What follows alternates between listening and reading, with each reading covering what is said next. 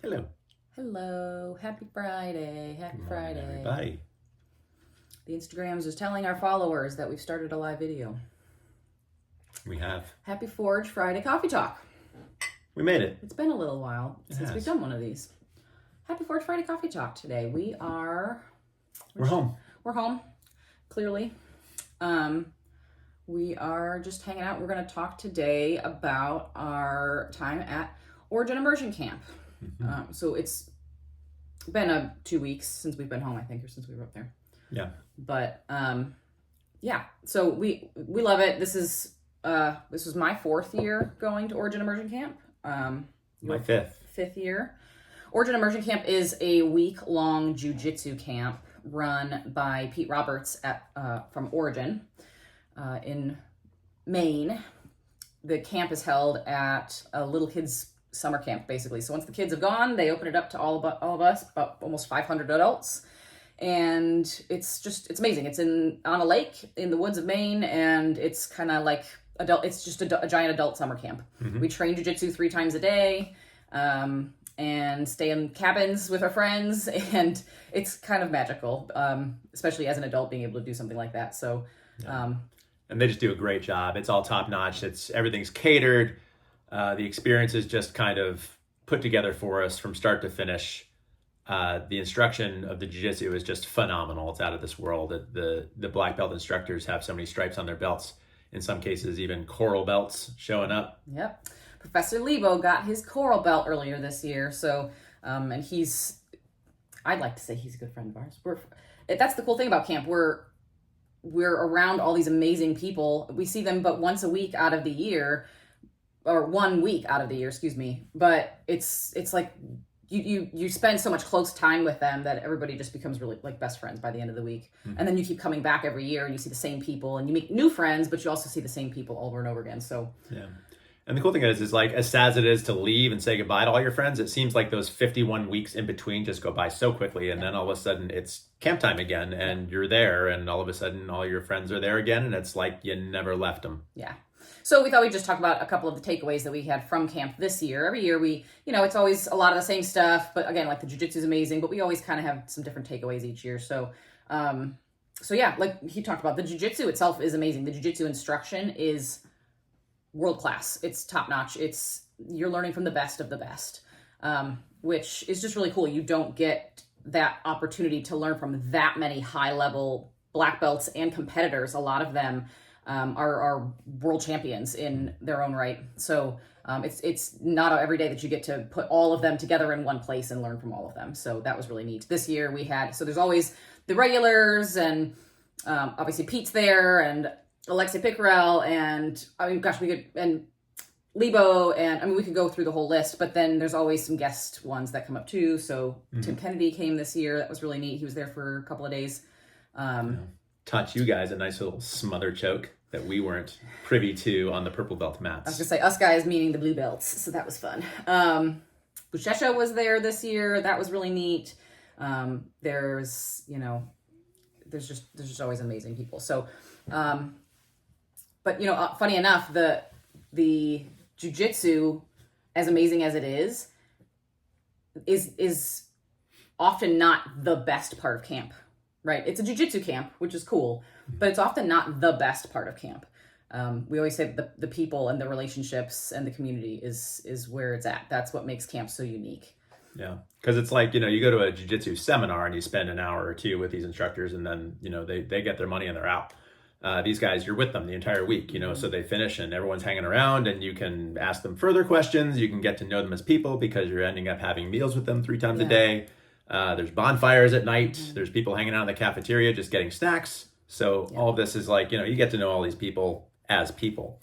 And not only the instructors, but all these campers who are all amazing people in their own right, with lives and jobs and activities and hobbies that all, we all just kind of gather around this love of this sport that we have. Mm-hmm. So, to be able to share that with everyone's really special. Yeah. Yeah. So we ended up holding 2 workshops throughout the week as Forge. So we did 2 mobility workshops on Tuesday, one on Tuesday, one on Thursday. And we've done this now the past couple of years. We've been going for long enough now that, we have a good relationship with Pete and everybody else who runs the camp, and Nicole. And so it's great. They've given us the opportunity to kind of share our knowledge with everybody just to keep people healthy and on the mats, right? So that's always been our jam. And so, yeah, we had, maybe like 20 people on Tuesday, but then by Thursday we had like 40 people, over 40 people at the mobility workshop, which was really neat. That's probably, I think, the most we've had at the workshops that we've done at camp before. Yeah, it was. And even between that, kind of word got out around camp that we were the people to see when you've tweaked something. So we were getting a lot of little taps on the shoulders of like, I've got this thing, can you look at it? Which we're happy to do. Right. So yeah, that's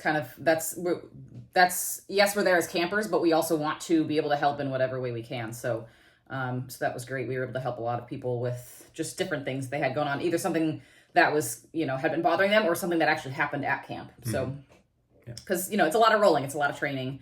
I know my body felt a little beat up by the end of the week. My goodness. The recovery from camp is real. It's we've talked in the past about, recovery and rest days and all that kind of stuff. It takes a good solid week to recover from the week of camp, I feel like. Yeah.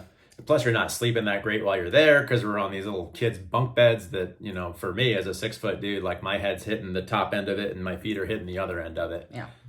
So there's ways we can navigate that with better mattresses and whatnot, but there's just so much going on. We end up not getting to bed until after midnight and then waking up at 5 o'clock in the morning. And it's just something that we do once a year and just deal with it. We embrace it. We embrace it and spend the time and just enjoy being with everybody and the experience. But so, so what other, so we did the mobility stuff, and we were going to touch on just some really great examples of longevity at this camp, right? Because we talked about a couple of the black belts that have been doing this sport for really their entire lives, right? So, and we often talk about like, how are they able to do that? How are they able to maintain this higher level of training for as long as they have, right? So we talk about Professor Liborio. He has just received his coral belt.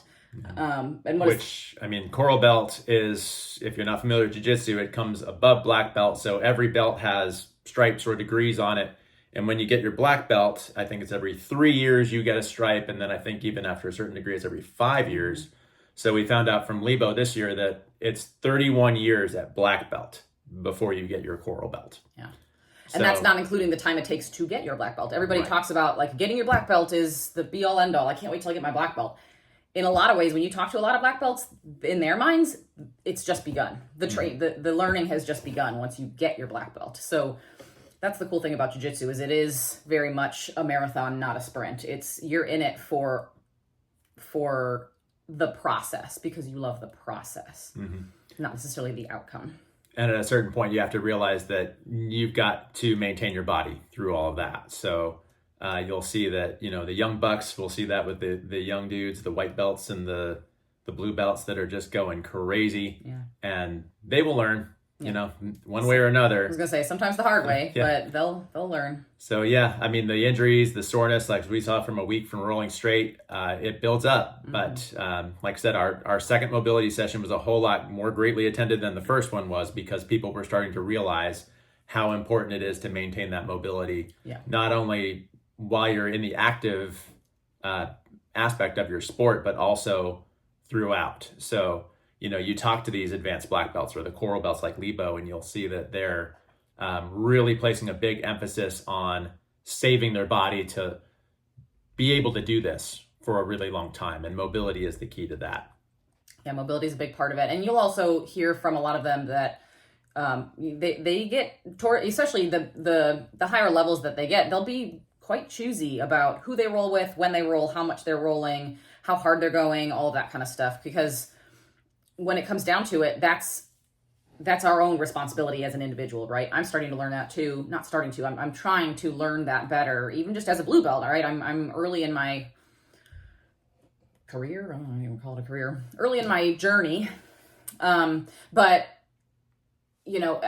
for a long time I was like, well, that I have to, if I say, let's roll light, that's, that other person has to respect that. But at the same time, I'm ultimately responsible for that. So if I have to be able to know either control the speed myself or know, when it's okay to just be like, hey, you know what, thanks, but I'm good. I'm gonna go sit the rest of this one out. My body's not tolerating this well right now, or I'm too tired, or whatever. It's not a I'm giving up thing. It's a I need to preserve my safety and my body. So, and I think a lot of the people who've trained for a long time would say that as well. I know some of our friends too, like, some will say, well, I won't even roll in the beginning of the week. I'm going to wait till halfway through, just to preserve energy. Plus, as you get more experience, you learn how to become more efficient with your movements too. You can learn how to slow down the pace of a roll yourself with somebody as well, if you're going with someone who has less experience than you. Yeah. So we thought that was just great. There's so much example at camp of how to do it right, how to stay in the game for the long haul and be able to continue to stay active. I mean, a lot of the black belts are, a bit older. They're in their 50s. They're, 60s even, because there's Joe who's a black belt, and there's some older people who train, which is really cool. And even some of the younger belts, people who started later in life, right? So even white belts and blue belts or purple belts that are on the mats who are older. Never too late to start. Right. So we thought that was really cool. Mobility is a big key in that. We were really happy to see more people showing up to the second part of that, our second mobility class. But I think then really what it comes down to, like I said, the jiu-jitsu is amazing. But as amazing as it is, it's not the best part of camp. The best part of camp is really the community and the people that we spend our week with. That always is the case. Whether we meet new people, we see old friends that we only see once a year. The community is really special. And I think that, Pete's set that up. He's kind of created this thing to foster that. He's created this whole movement, really, to foster that. Definitely. And I think even when it comes to that community, whether it's jiu-jitsu or it's CrossFit or you play pickleball or whatever it is, it's getting involved in that community and getting to know the people that are doing that and sharing that struggle with you. That's where it really comes in, because why do people spend so much money to go to a CrossFit gym when they could spend $10 to go to Planet Fitness? Right, exactly. They're doing it. It's because of the community. It's because you're taking classes with somebody else. You're not just by yourself with your headphones in, blocking out the world. Some people operate that way, but really, when it comes down to it, having the option for that community and having that support, and when you're doing something hard, which is what jiu-jitsu is, which is what CrossFit is, which is what, like, when you're doing something that's challenging, it's really, really helpful to have that community behind you and that support to really push you to kind of like find your boundaries a little bit, right? So I think just community is has always been the best part of camp, and we always, that's why we keep coming back, right? Again, the jiu-jitsu is amazing, but it's the people. That's why we keep coming back. This way, because you're like not in the picture. You're like halfway in the picture. Your phone's too narrow is what the deal is. Or we just got to get... I was going to say, you keep scooching away from me. It's when I have these chairs that roll. Yeah, you get wiggly. I know. Anyways. Coffee jitters. Coffee jitters. So I think that's kind of about it. It's kind of a shorter one today. We just wanted to kind of touch on our experience at camp. We've already signed up for next year. So they put it on sale just right at the beginning of camp for the following year, and we are already signed up. So we'll be back. We actually, and I think everybody from our cabin is signed up and going back as well. So we've now talk about community and people. We have found our people. Yeah. We've been part of the same cabin now for the last couple of years, and we have been coined as the kings and queens of camp culture. Yep. From We've got Pete t-shirts Roberts. And everything to prove it. And we should have worn them today. Go Hawks. Go Hawks. So it's become, it is literally like summer camp where you just make the best of friends and it just keep coming back every year. So So find your people. Find your people. Like I said, any kind of, it could be pickleball, it could be CrossFit, it can be jiu-jitsu. And as we grow Forge, right, we want to build the Forge family as well.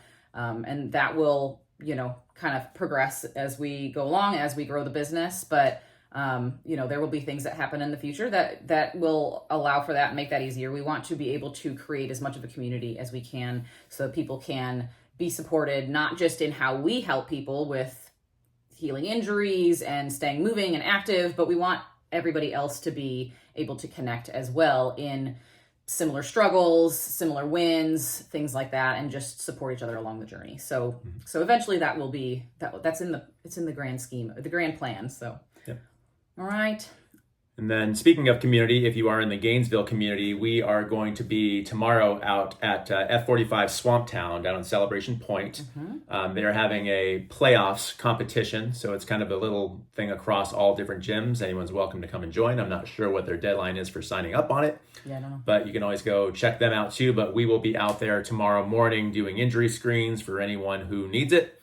Just kind of providing little pep talks and yeah, and you can always just come out to cheer everybody on. It should be a fun time. It's from 9 to 12 tomorrow down in Celebration Point. And come say hi. Yep. We'll be there. All right. Awesome. We'll see you guys. You guys have a great weekend. And happy Friday. Happy Friday.